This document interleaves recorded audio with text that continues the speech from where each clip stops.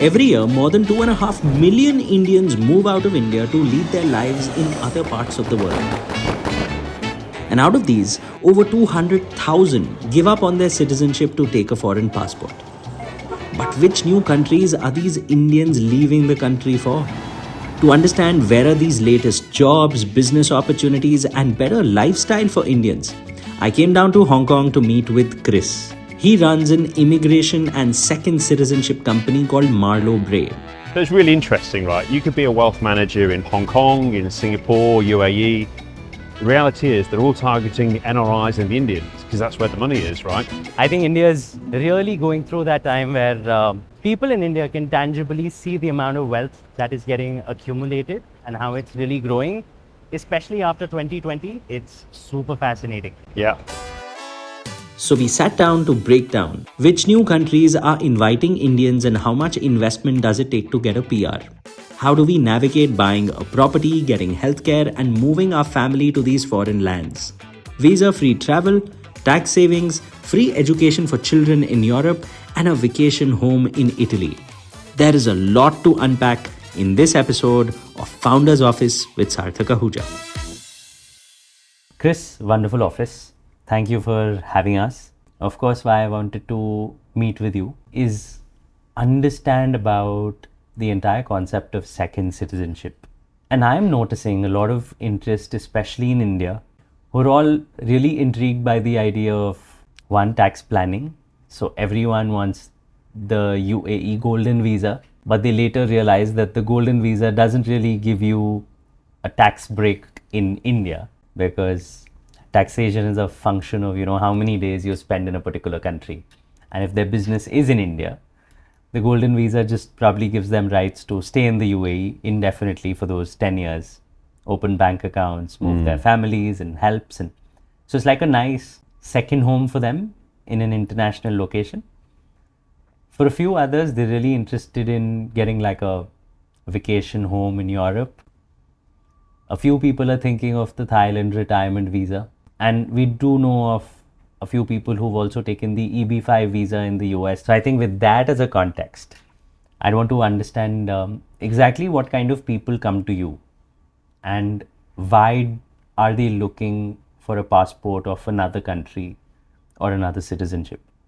Yeah, there's two primary drivers, and we look at what's happening in the world geopolitics. We have more narrative politically of what's happening in your country of origin and your country of residence. And a lot of people are now asking the question of what value am I getting from living in this country? Is there a second country that could give me more opportunity in terms of business, lower taxes? Can it give more freedom for my family? Can it give better education opportunities? So we always say to clients, if you have the money, if you have the motivation, there's a solution to give you a more secure option, whether it be a plan B, whether it be a higher ranking passport, whether it be a more optimal country for tax planning. So our job with clients is really to drill down on the motivations and to look at what exactly their ideal outcome is here. So a driver for some people is to get high quality education for their children at a efficient price. And that can be done by acquiring a residency program in Europe, for example, in the UK, in the US.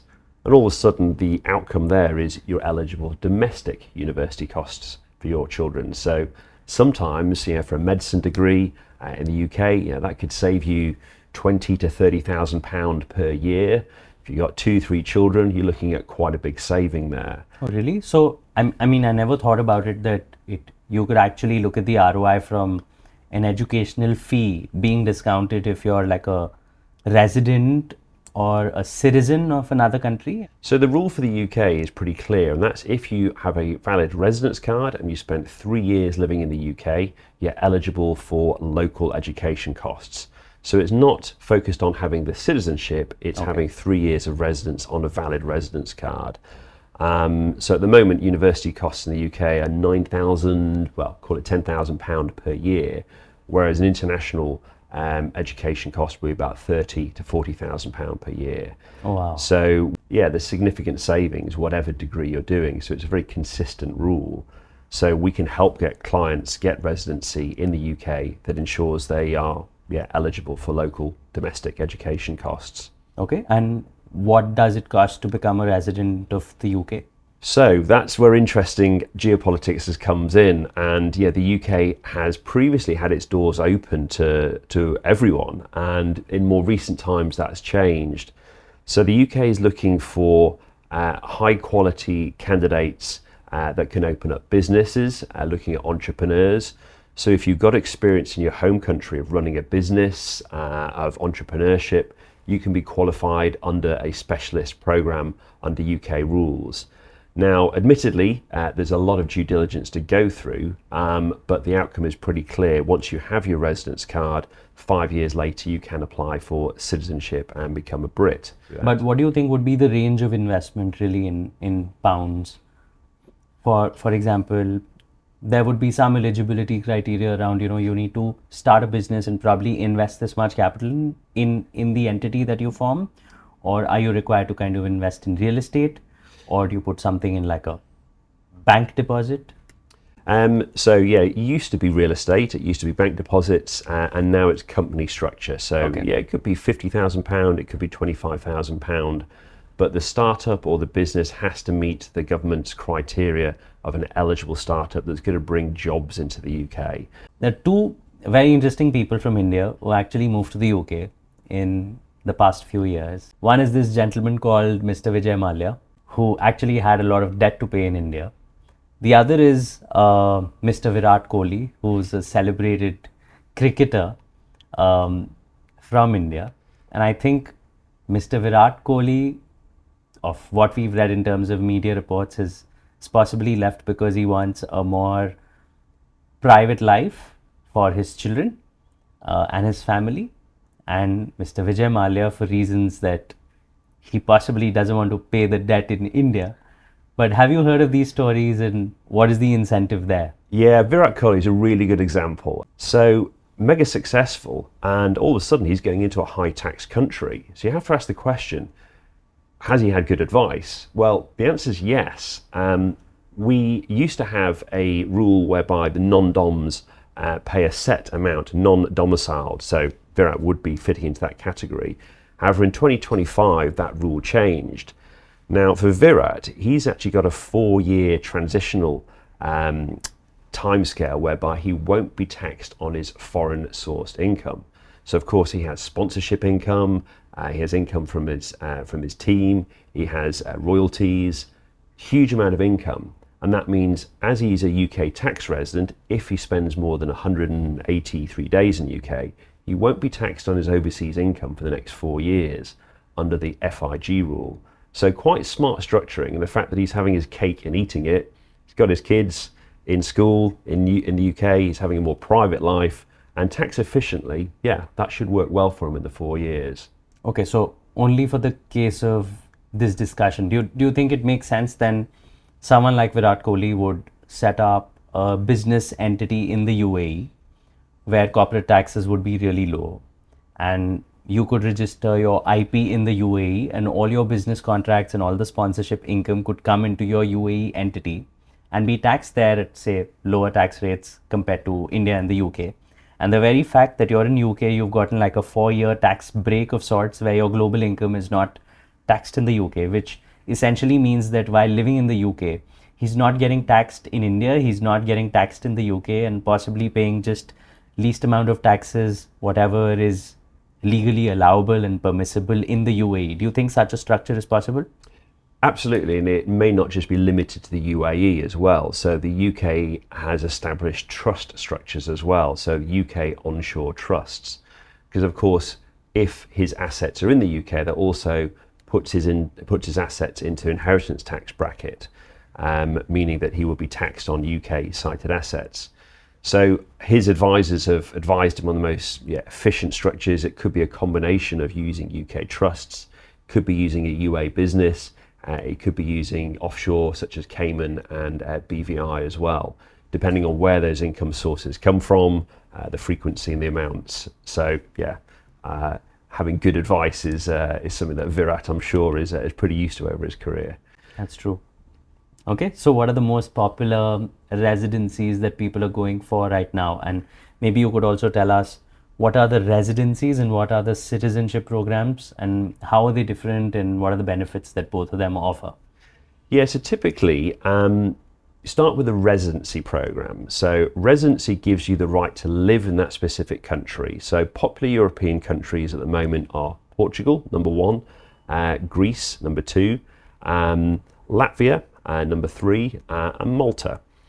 And after a period of time, depending on the time you spend in that country, you're eligible for either citizenship or permanent residency. Now, some countries, like Portugal, don't necessarily say that you have to spend a huge amount of time in that country. It's just 2 weeks every 2 years. A very light touch, and the fact that you can enjoy the life in your current country, kids are in school, your business is going great.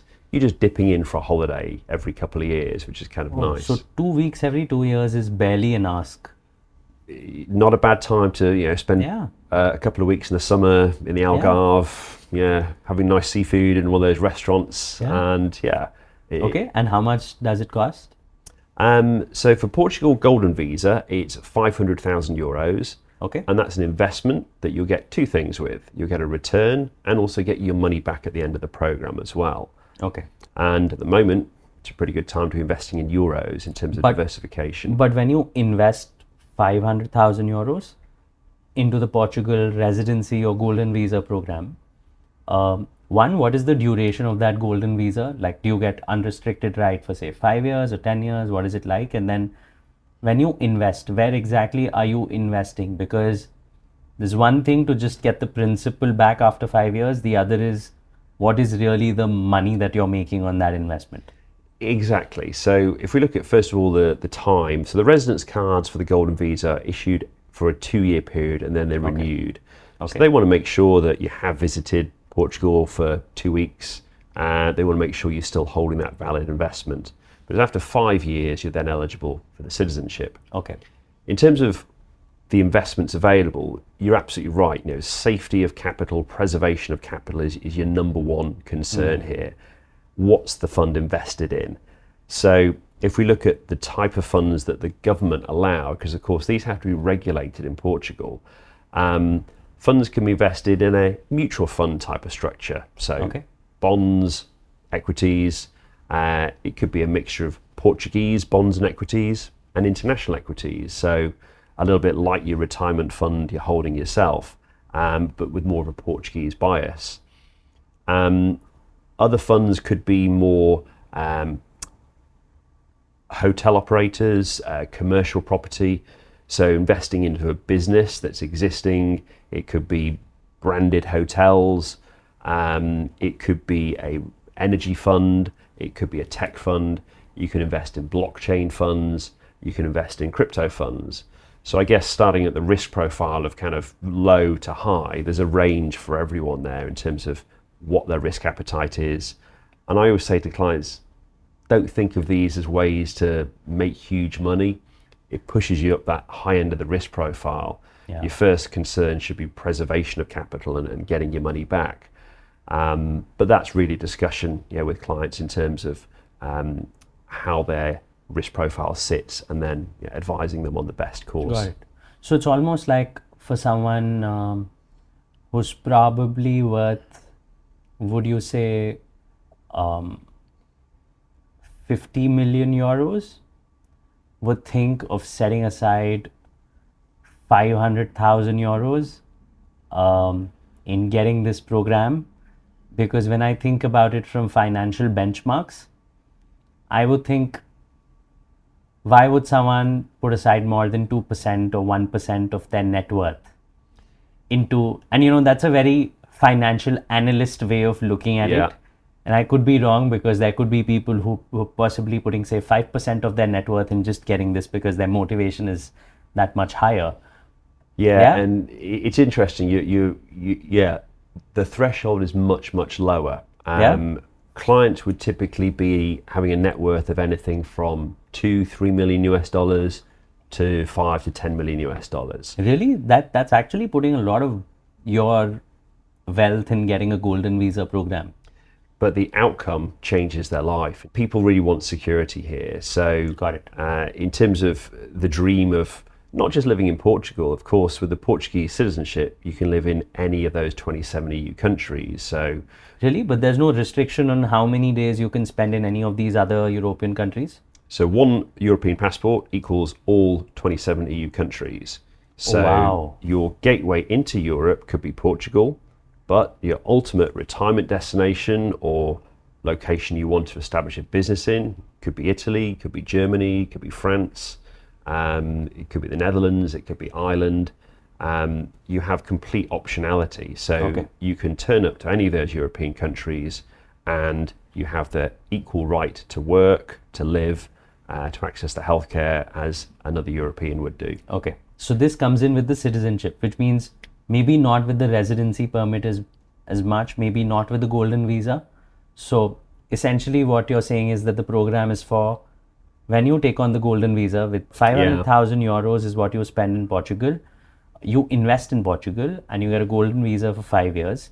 And every couple of years, you need to spend a couple of weeks there. Correct. And once you've done that, after a 5-year period, you're eligible to get a citizenship. And once you become a citizen, you can stay in any part of Europe. You can open an entity in any country in Europe, which is part of the Schengen network. Correct. Okay.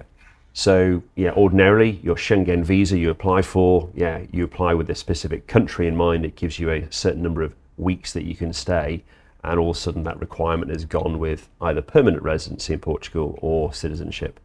But when you're converting your golden visa into a citizenship, is there like any additional investment you need to make, or what you made for the golden visa kind of is enough and that's all, and it's all a function of just passing those 5 years and ensuring that you're there a couple of weeks every couple of years?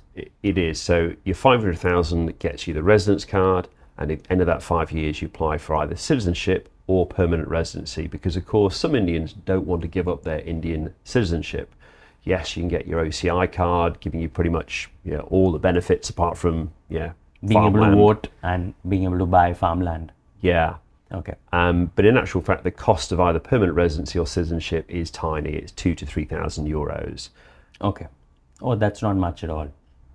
So what you're saying is after 5 years, a few people decide to convert the golden visa into a permanent residency. But that wouldn't give you unrestricted rights to stay anywhere in Europe, but that's again a call that you've taken. You could stay in Portugal, I'm assuming. With permanent residency, it is going to give you access in terms of healthcare for Europe. Okay. You will be able to stay in other countries. It does give you those benefits as well. Okay. Wonderful. So that was Portugal. After Portugal, which is the next most popular country that people are going for? Well, there's two types of motivation here. We talked about establishing a plan B, whether it's education, whether it's business, whether it's lifestyle.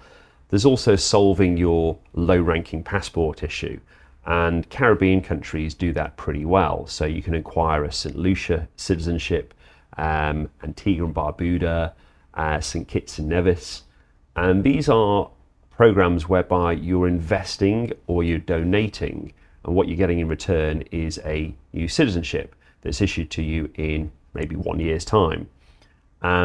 Now obviously that's not really going to give you any secure plan B unless you really want to live in the Caribbean, but it does solve your travel issues in terms of taking away the hassle of visas and number of days that you can stay. With most of those Caribbean passports, you can stay 6 months a year in the UK, 6 months a year in the US, and in Europe as well, 90 days. So that is an attractive option for people who have travel issues with their existing citizenship.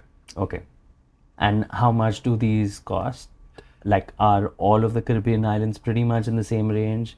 Is the costing the same? Or if you really wanted a passport purely for the purposes of travel, which one would you recommend? Would you say go for St. Kitts and Nevis, or would you say go for St. Lucia or something else?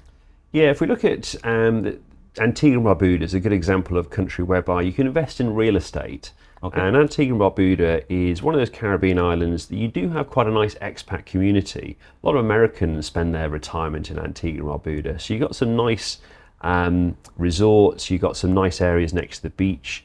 So buying a condo that you could spend time in or you could rent out, you get a return on it, is attractive. And how much would that investment be? So that could be anything from about 300 to 400,000 US dollars. Okay. In terms of the other way of doing it is a donation, and people always ask the question, why would I donate? Well, probably the primary driver is time. It's quicker in terms of issuing citizenship for a donation. Okay. And is the donation similar? Is it 300,000 US dollars or is it lower? It's about 200 to 250, depending on the number of applicants that you're adding and the age of your children as well. Okay. Oh, and how quickly do you get the passport? We turn that around about 12 months. For some countries, it can be done in between 6 to 8 months. Okay. There's also a wide variance of what's classified as a dependent, i.e. the age of your children. So normally for most countries, dependency stops by the time they finish full-time education, 21, maybe 22, 23 if they're doing a master's. But a lot of the Caribbean programs, that age of the dependents extends to 28, 30 in some cases. So you've got a bigger window to bring all your family on that one citizenship application. Okay. So you would say, according to you, rank 1 would be in Antigua and Barbuda, and 2 would be St. Kitts and Nevis? St. Lucia. So Kitts and Nevis, St. Lucia, well-established programs. I think St. Kitts is probably the first one to even start a citizenship by investment program. Maybe Henley and Partners kind of invented it and pitched it to the king and said that let's do this for your country, right? You're right, and it's a bit of interesting history as to why these came about. And you look at the Caribbean islands, and you see the cruise ships turn up, and they're amazing places to visit. Yeah. But they've got pretty bad economies. They're ravished by hurricanes every year. They don't produce anything. So they're very much dependent on tourism. So their GDP is quite fragile. And one way they learnt to raise money, and this was about 25 years ago, was to allow people to invest in the country to apply for citizenship. So Henley and Partners were the first company to do this. And they've raised billions of money for those Caribbean islands over the last pretty much 3 decades. It's quite interesting what's changed with those Caribbean programs in the last couple of years. We know stories of applicants who've been granted citizenships who perhaps shouldn't have been. Yeah. And that was really down to pretty lax due diligence historically. So what's changed in the last couple of years is a huge amount of due diligence done on the applicant now in order to get that citizenship. But do you think the process is rigid, where they would say a person needs to come in and at least meet us once, but it would still be an eyewash? Because a lot of people, I would assume, or the general public would assume, who want to take these citizenships and get unrestricted travel could also be people who may just want to flee the country, and they know they're in a high-risk business or a high-risk job where they're constantly feeling threatened either by the government or the police or by some regulator, and then which is why they want this plan B. Do you think there's some reality to this perception? Now, Nirav Modi, if I remember right, is a good example of this. Amazing jewelry business, international offices and retail locations globally. And his business was doing fantastic. And he borrowed a huge amount of money from, was it Punjab State Bank? Yeah. And of course, his debts weren't repaid. Yeah. And it became apparent that, he'd acquired a Caribbean citizenship. So he'd had a plan B in his back pocket ready to go. Now, not judging this situation, at the time, obviously he passed that due diligence. But what happens now, if Nirav was now to go through one of those Caribbean programs, there would be things like adverse media checks, there would be Interpol notices, there would be adverse credit checks in terms of, has he defaulted on billions from banks, and it's unlikely someone like Nirav would get through that program now. Oh, because these Caribbean islands would want to be in the good books of the US and maybe not be the place where all the criminals kind of end up at. Exactly. So they are very much concerned about their reputation here. Wonderful. Okay, so we spoke about the Caribbean islands, we've spoken about Portugal. I've also been reading in the news about €1 homes in Italy. Is that really true, and can you really find homes for €1 in Italy? And what are these places? Are they really remote places? Are these properties still decent enough for you to kind of run an Airbnb in? What is the motivation behind the country? Or is it that it's in some random remote area where there's literally no power, no water supply, and it's just a marketing gimmick? So Italy does have a program whereby you can buy a house for €1. Imagine that. Tuscany, Lombardia, outside Rome, amazing. You've got the lifestyle, you've got the wine, you've got the food, the Dolce Vita. There's a lot to love there. There's a catch, of course, you do have to refurbish that property. So you need to spend 20, 50,000 euros on it. The government also want to see you're serious. They put a time limit on in terms of refurbishing it. But it is possible to get an elective residence visa, meaning that you can stay in Italy.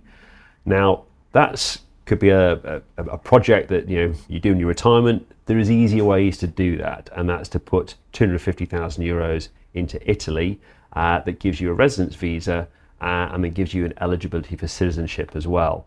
And you don't necessarily have to be moving stuff in a building yard, doing up your Italian villa. So this seems to be at almost half the cost of Portugal. Is it true?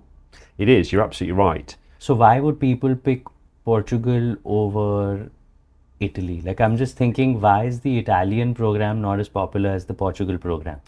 So yeah, Italy isn't as popular as Portugal because it takes 10 years to get to citizenship. Oh. And you need to spend at least half a year every year for 10 years in Italy. Oh, that's a tough ask.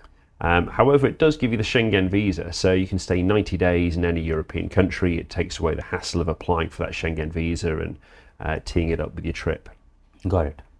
And what about Greece? Greece is real estate, so it is popular. You can buy bricks and mortar, 1-2 bed apartments around Athens in great suburbs with all the amenities for families that you'll need, restaurants, barbers, gyms, etc. You're getting a 3 to 4% income on those. Okay. And you're getting about 5 to 6% appreciation on your property. Okay. And that gives you the Greek golden visa for 250,000 euros. Oh, so 250,000 is what goes into real estate. Correct.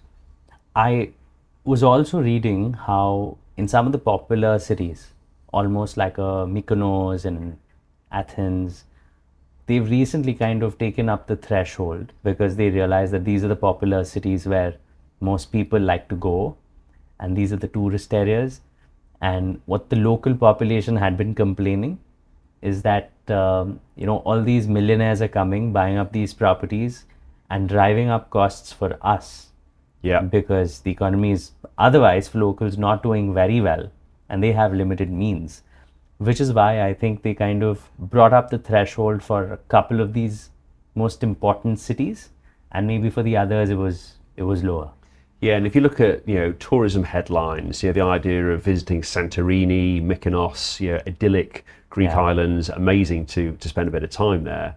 The reality is, the government has pushed up the minimum prices to be eligible for the Greek golden visa to 700,000 euros. Oh. And reality is, you're going to make more money in Athens. Athens is the capital city. It's where the jobs are. It's where the schools are. Yeah, the islands are tourist destinations. And of course, for 7-8 months a year, they're pretty quiet in terms of tourists. It's really much during the summer when the hotels bring all the tourists and revenue in. So the smarter investor would be spending less, 250,000 euros, to get the same outcome. So do you think for anyone who's actually looking for a place in Europe, the primary motivation is to live in Europe after retirement or while you're working and have a second home, and not necessarily education? Because I would assume all the better education related universities or institutions are all in the UK, and UK no longer being part of EU. So even if you end up taking like a golden visa for Portugal, Greece or Italy, you're still not making your kids eligible for like getting into a better university in the UK. Or do you think these countries are also known for certain education which people are otherwise not aware of? So if you look at European universities in English-speaking countries, so Ireland is a very good example. Trinity College, Dublin, fantastic university for medicine, one of the best in Europe. If you look at the universities in Amsterdam for business, for finance, for engineering, English-speaking universities, and the same could be said with Portugal as well. Portugal has some very good established universities that do solid degrees, and the tuition is in English as well. So with European residency, you do have the obligation or have the option to get your kids educated in European universities for a fraction of the cost. Are there any other countries around the world? Like, is there something in Asia that you can think of? Or what would be people's motivation even? I would think for anyone who's in India and not necessarily an NRI, their immediate countries that they would think of moving to while not disrupting their business and family would possibly be like a UAE or maybe a Singapore and a Hong Kong. Yeah, I mean, it's interesting how many people have gone through the UAE, the Dubai Golden Visa particularly, investing in real estate at what, 550,000 euros. Yeah. The property market is just gone gangbusters. Yeah. You put your deposit in and all of a sudden you earn 10% on your deposit. Seems like everyone's making money, right? Yeah. And of course, from a tax point of view, corporation tax is what, 9%? So in terms of interest level, it's huge. And as you say, you get to walk around and you get to hear Hindi being spoken everywhere. You get to feel at home. You get to get some great food as well. Absolutely. All the time. The only downside is you're never going to get UAE citizenship. So if you're happy with that 10-year golden visa, you got that plan B, you've got tax efficiencies, then great, Dubai works. The other interesting options around Asia, if we look at Hong Kong, for example, Hong Kong has a established program to bring investors money and gives them permanent residency after 7 years. Oh, is it? So what is it like? Now, Hong Kong is a high cost living city, but with that comes opportunity. A lot of the people that do that are finance professionals, people who want to establish family offices in Hong Kong. And it's about 3.2 million US dollars, but it's a very clear structured pathway in order to get that permanent residency. And you don't necessarily have to spend all your time here as well. So yeah, Hong Kong is an attractive option. Did you say it's 3.2 million US dollars? Correct. Wow, that's a lot of money. It is. It's possibly the most expensive program then around the world. You may be right on that, yeah. New Zealand is, they've got two options for 5 million Kiwi dollars and 10 million Kiwi dollars. And how much does that translate to US dollars? I believe that's what, 2.5 million, 5 million US dollars. Oh wow, for New Zealand? Yeah. Especially when the country is actually seeing the largest exodus of their local population, because there's barely any work in that economy, and practically anyone who's grown up in New Zealand is now leaving for Australia for work because they feel there's barely anything happening in New Zealand. So they're kind of capitalizing on their natural beauty and saying, let's get the wealthy people to come in and set up base here. Yeah, Lord of the Rings pretty sold it for them, right? So yeah, they did well on that basis. It did. Oh, wow. But yeah, New Zealand is probably your ultimate plan B. You're right, the economy has slowed down. Kiwis are moving to Australia for more work opportunity, but the lifestyle that people lead in New Zealand is fantastic. Okay, so for clients who come to you, what do you think is the incentive apart from children's education? Because there's also a rise in this cohort of people who are popularly referred to as dinks, which is double income, no kids. And you think they're looking at places other than the UK because they would not have the incentive of children's education at any point. So do these kind of people come to you, and what is their motivation? Yeah, so we have a huge amount of NRI clients globally, and we look at NRIs, the problems they face. First of all, traveling on a low-ranking passport, the hassle of getting visas, and the invitation of going to your head office in New York or London for a last-minute business trip. And of course, you're scrabbling around for your visa. It's not just a time constraint, it's stress.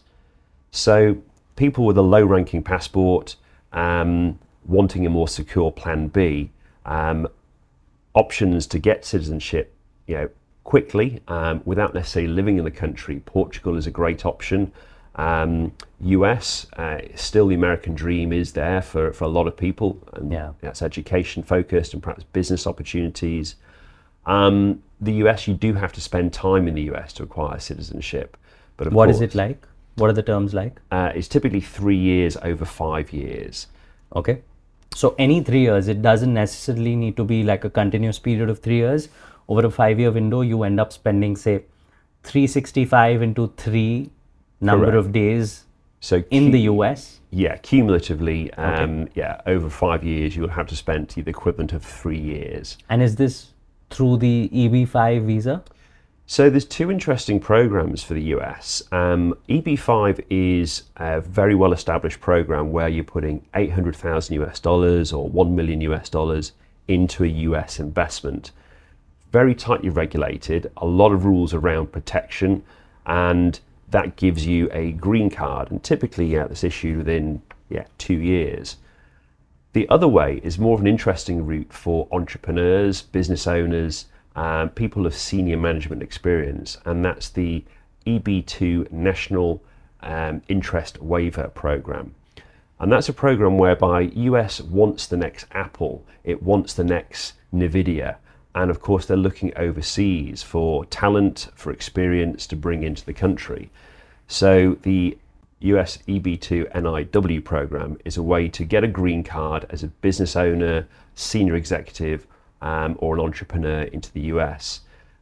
It works similar in terms of timescale, but it's a lot less threshold. It's typically about $250,000. Oh, that's not too bad. But you would have to qualify for other things in terms of what is your idea, and there would be a board which would evaluate whether your startup makes sense, or is it like the next thing, and can it generate outsized returns for investors in the US? So what they're looking for really is the experience of the candidate. Does the candidate's credentials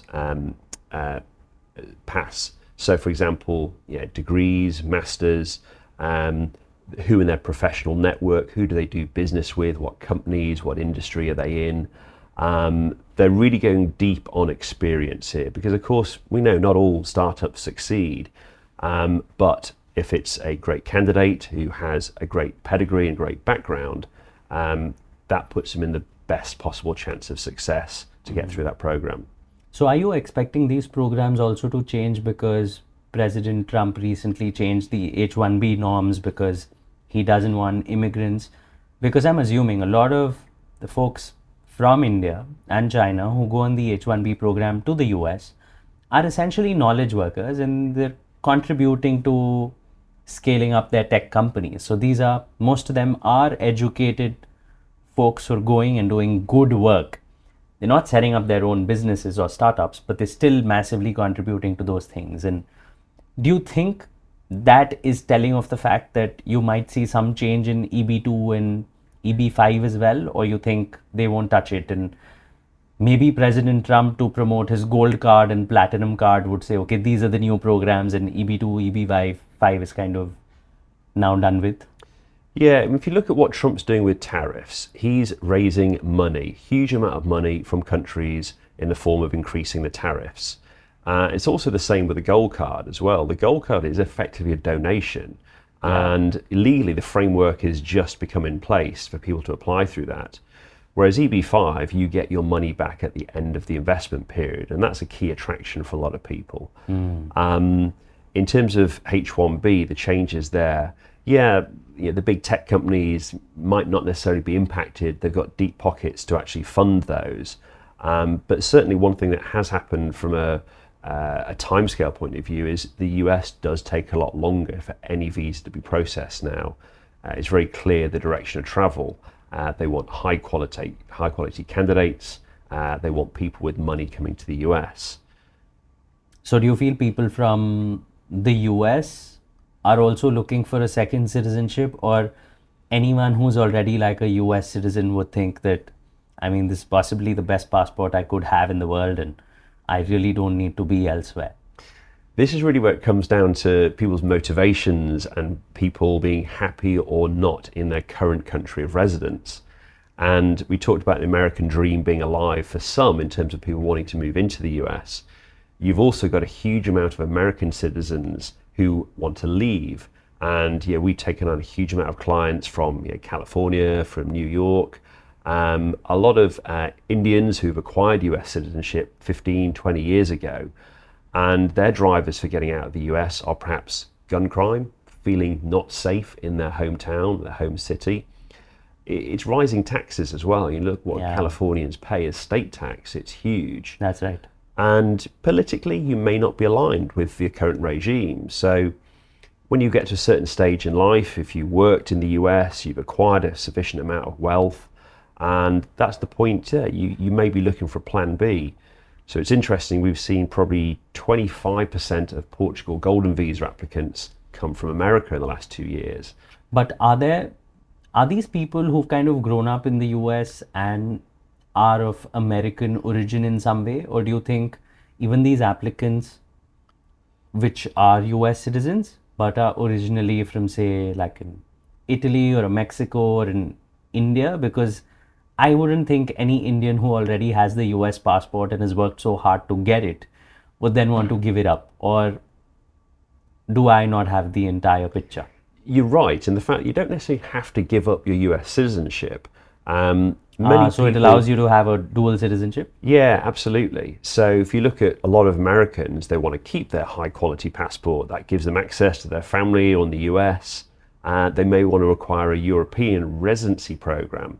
So they've always got that plan B that if they need to pack up or if they just no longer feel they want to be living in the US, they've got that opportunity to arrive in a European country.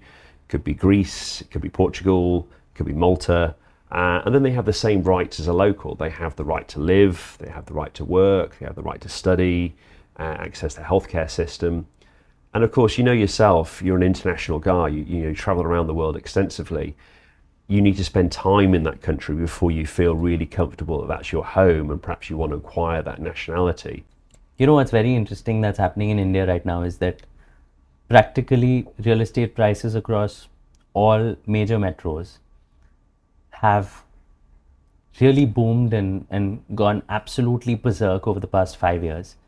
That the ratio for how many years of income does it really take for you to be able to afford a house in a city like Mumbai or Gurgaon is almost nearing 30, which is absolutely unsustainable. That for an average person, it would take 30 years of your household income to be able to buy a house at today's prices, which is why for a lot of people who are also in very well respected jobs are actually thinking that there's no way we'll ever be able to save up to buy a house in any of these metro cities.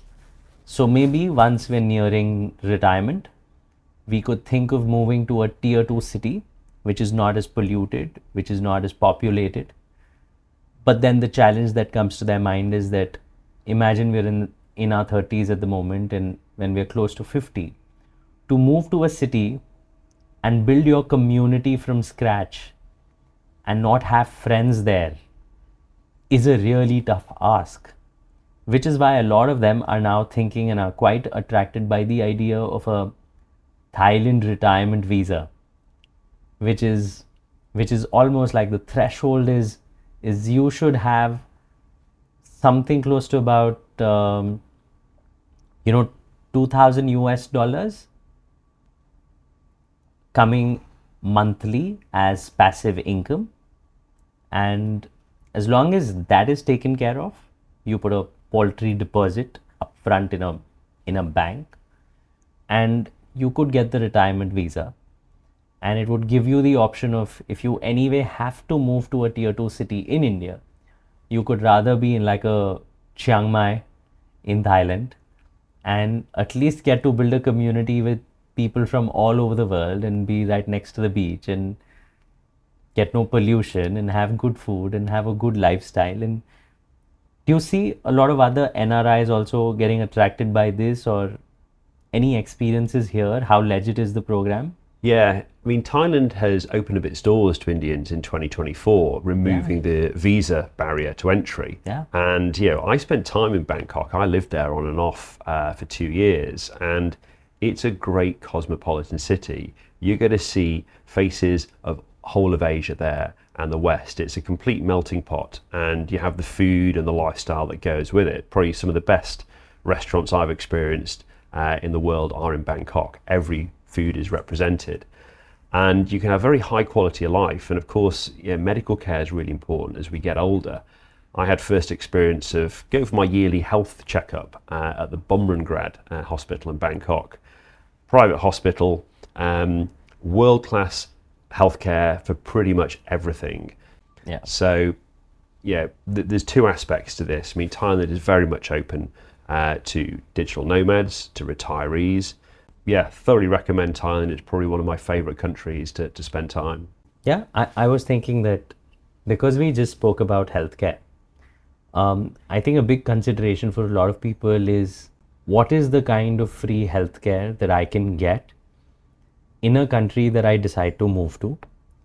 The reason I also bring this up is because a lot of people in India tend to have some family members in Canada, in the US, and they know that even if they're eligible for free healthcare, at times the waiting times for you to get an appointment from the doctor goes up to say 6 months, which is why they're like, if there's any medical emergency or any medical requirement, they prefer to come down to India and then get their surgeries done or take care of their medical interventions in India because it's cheaper.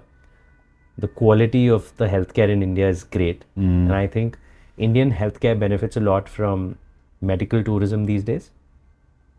So, but I have no context to what is the healthcare system like in, say, a Portugal or a Greece or in Italy, which are popular programs.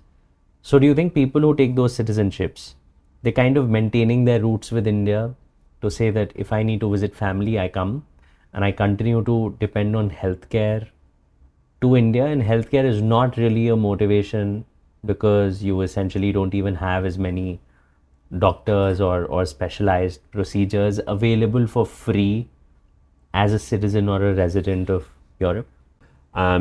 Europe, with a residence card and also European citizenship or permanent residency, you get a European healthcare card.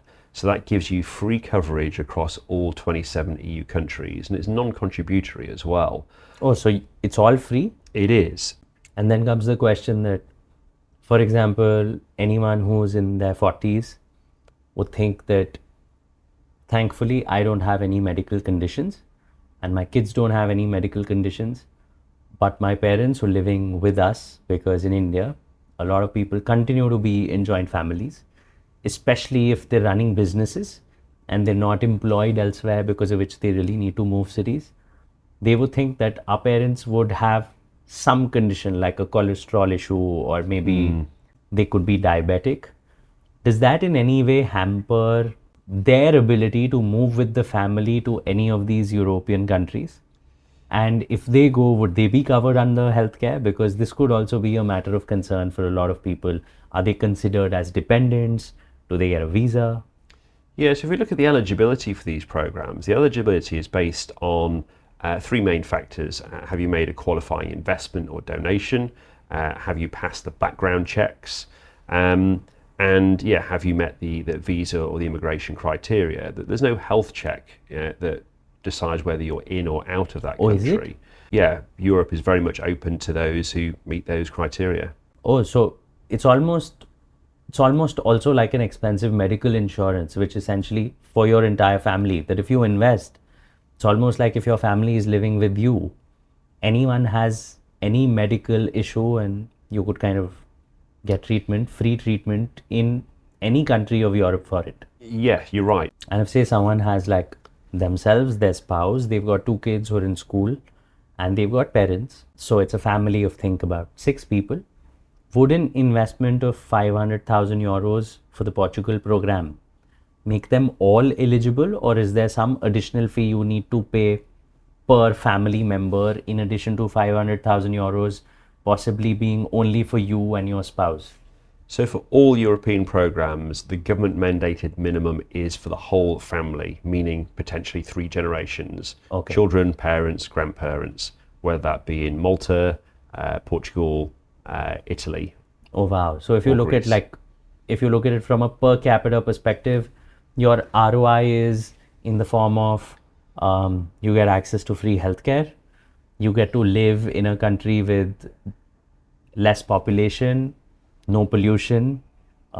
It's beautiful, so there's a lifestyle benefit, and then of course your children can get the best of education at a subsidized cost. Plus, Correct. it's an investment, so you're making something on it anyway. Correct. You know, interesting when we discuss European countries, Estonia is a wonderful program where, if for example you set up an entity in Estonia, they have this tax structure which is called the 20-20-20. So there's a 20% VAT, there's a 20% income tax, and there's a 20% corporate tax, which doesn't sound low, but the catch is that as long as you don't withdraw your profits or take out dividends from the company, and all your profits remain within the company, they're either reinvested or they're staying within the company for future growth, there is no tax on it. And in fact, the e-residency is something that people can just apply no matter where they are in the world, and it barely costs almost like 500 US dollars, and you can set up a company online in just about 4-5 hours. Now, Barack Obama has an e-residency. The richest man of India, Mr. Mukesh Ambani, has an e-residency of Estonia. Apparently, Mr. Bill Gates has an e-residency of Estonia. So it doesn't really give you residency rights. For that, I think you might have to actually go and set up a company on ground in Estonia and do some tech related business there. But I think for anyone who has any business operations to do, or if they wish to kind of expand to the European market or sell to the European market, maybe it's a great place for you to set up like a tech related business, which would require constant reinvestments in business. So you kind of optimize on taxes. While if you become a resident, you get free healthcare, free education, free transportation. So I think it's one of those very less advertised, spoken about programs, almost also because there would be no wealth manager speaking about it, because it's not like a product that they can sell. So even people in the finance industry are not very incentivized to sell it or talk about it. But I thought that was interesting. And so are there any other such countries in Europe that not too many people know about? Yeah, it's really interesting. Latvia is a really interesting country in the fact that there's 2 ways of investing and getting a residence card, which gives you the whole access to the Schengen area. And you can invest in a Latvian business for 50,000 euros. That unlocks the key for residency. Okay, 50,000 euros you invest in a Latvian company. Correct. Are these like government regulated companies? Are they government owned companies, or are they like private companies? They're private companies, so yeah, your capital is a bit at risk. It's 50,000 euros, so pretty on the low end. In terms of the other way to do it is to invest in Latvian real estate. So you have the title deed to your own Latvian apartment, something that you can live in yourself, or you can rent out. You can get 4 or 5% rental yield. You can get appreciation on it as well. And again, it's the same outcome there. That unlocks the key for the whole Schengen area. So taking away the need to get that Schengen visa, the hassle of traveling to Europe is removed from you there. And what's the threshold for investing in real estate in Latvia? 250,000 euros. Okay, not too bad again, but how big of a place would it really get you? So in terms of size of apartment, you can get in Latvia, it could be anything from 60 to 120 square meters. Okay. So, reasonable, 2-bed, decent apartment in the city centre. Okay. If we can compare that with other options in Europe, Greece, Athens, the capital city, that's going to be similar, probably a little bit larger, anything from 80 to 120 square meters. Okay. But one thing we look at is population density, we look at appreciation, and we look at the drivers for growth. The Athens real estate market has been some really solid growth, as has Latvia as well in the last 2 years. So yeah, both provide that Schengen visa. One is obviously a lot colder than the other, so that is a factor in some people's decision making. Yeah. And is it possible that if you have to invest in a Latvian business, can you set up your own business in Latvia and invest in it, and would that qualify? You can actually, yes, so that would work.